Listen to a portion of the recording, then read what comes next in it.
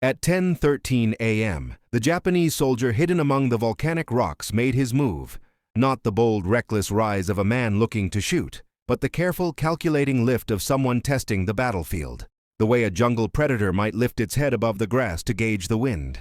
His helmet, streaked with mud and blackened by smoke, tilted forward just an inch. His right shoulder followed next, pressing upward against the wet stone. Water dripped from his uniform sleeve, sliding down the rocks with a soft tapping sound, almost swallowed by the jungle's natural hum.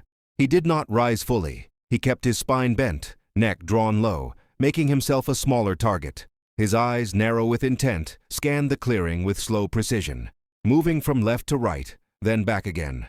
He was searching for a mistake, a flash, a shadow, a reflection. Anything that would betray the hidden American sniper. The Japanese soldier's nostrils flared slightly as he inhaled the damp, earthy air. He shifted one boot, testing the stability of the rock beneath him. The motion was subtle, no sound, no scrape, proof that he too was trained, disciplined, deliberate. But even the best could not see what lay only 38 yards south of him, a muddy crater filled with brown, motionless water. And inside it, submerged almost fully, was Sergeant George, the unlikeliest sniper on Guadalcanal. Only the very top of George's face, eyes and part of his nose, remained above the surface. Mud, leaf fragments, and floating debris covered him naturally, blending him into the swampy pool. Even his breath was silent, controlled through a thin slit in the water's surface. He did not blink unless the rain forced him to. He did not swallow unless he absolutely had to. Every muscle inside him had gone numb hours earlier. George watched the rising soldier through a tangle of reeds, vines, and the green-brown waterline of the crater. The distance was close enough that he could see every detail: the damp folds of the soldier's tunic, the faint smear of camouflage paint on his cheek, the twitch in the man's left jaw indicating tension. But George also saw something else. The man wasn't acting like the shooter. He was a spotter. Spotters were restless. Spotters scanned. Spotters positioned themselves where they could observe angles the shooter could not. And this man's body language screamed reconnaissance, not execution. George's instincts tightened. If this was the spotter, then the true sniper, the 11th, the final one, had to be somewhere else, likely in a location with a wide killing angle and full cover. George's eyes swept the perimeter again, slow, steady, trained. Then he saw it. A fallen log, thick and moss-covered, about 70 yards northwest, lying diagonally across a patch of ferns. It looked ordinary, the kind of natural jungle debris no one would question, but beneath the thick underbrush and shadow, there was a small depression, a hollow space, a perfect hide. George had not seen movement there before. But snipers rarely moved. Their silence was their strength. George focused his gaze intensely on that log, letting all other details fade out of his vision. He watched the base, he watched the edges, he watched the tiny clearing around it. For almost 3 minutes, nothing happened. Then, at 10:17, it happened. A small droplet of water, caused by the rain collecting on the fallen tree overhead, ran down the barrel of a rifle hidden in the shadows. Just one drop. But sunlight broke through a thin crack in the canopy at the exact same moment, and the droplet caught that light, creating a faint, tiny glimmer. To anyone else, it would look like a trick of the light. To George, it was confirmation. That was the shooter. He tightened his grip around the Winchester 70's stock. The wood, swollen from hours of soaking, pressed firmly into his palm. The muddy water around him rippled faintly as he shifted his knees into a stable position beneath the surface.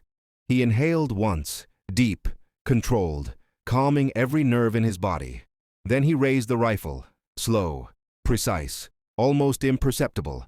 The barrel pushed through the mud around the crater's rim, emerging clean and steady like a steel serpent rising from a swamp.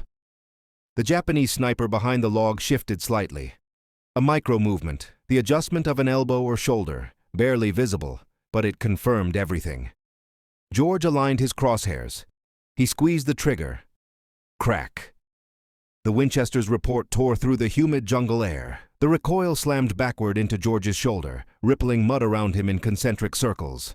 The enemy sniper fell instantly. His head jerked sideways. His body slumped inside the hollow of the log.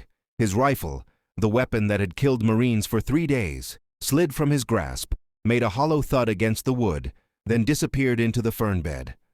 The spotter reacted with lightning reflexes. He rose fully this time, both hands gripping his Type 99 rifle, searching desperately for the direction of the shot. But George was already moving. He lifted his rifle again, cycling the bolt with a smooth metallic click despite the mud caked around it. He sighted the spotter. The Japanese soldier saw something, a ripple, a shimmer, but too late. George fired. Crack! The bullet struck the spotter dead center in the chest, knocking him backward into the crevice between the rocks. His helmet rolled sideways, tapping against the stone with a dull clang. Silence descended immediately after. Not peaceful silence, the heavy, suffocating silence of a battlefield, waiting to see if there are more enemies hidden, waiting to see if death is truly finished. Only the jungle's natural soundtrack remained. Water dripping from palm leaves. The distant rumble of artillery near Mount Austin. Insects buzzing. The soft settling of mud from George's crater. 11 snipers. All dead. George's breathing finally broke the stillness. Deep, shaky, exhausted. For the first time in 72 hours, he lowered his rifle fully and let his head tilt back, touching the rim of the crater. His muscles trembled uncontrollably. His vision blurred for a moment. His fingers were pruned and pale from water exposure. His uniform weighed nearly twice as much from the mud, but he was alive, and the grove was finally safe.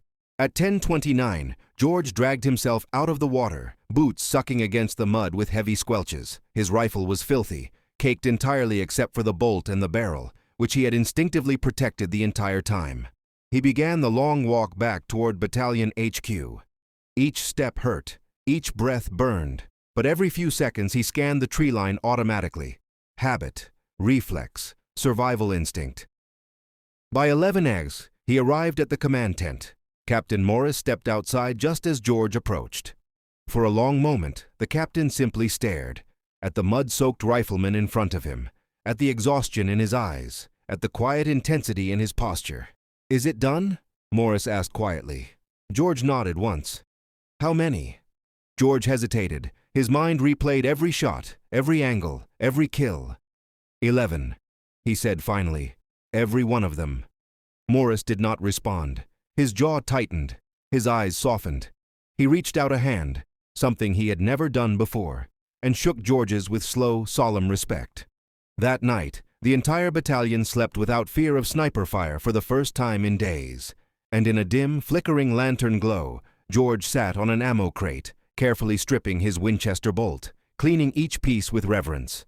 The same riflemen had laughed at, the mail order gun, the sweetheart, the weapon no one believed in except him.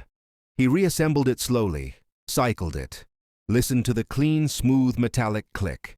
Then, he set it beside him, leaned back against the palm tree behind him, and closed his eyes, knowing tomorrow would bring more battles, more missions, more death. Because on Guadalcanal, there was always a next day.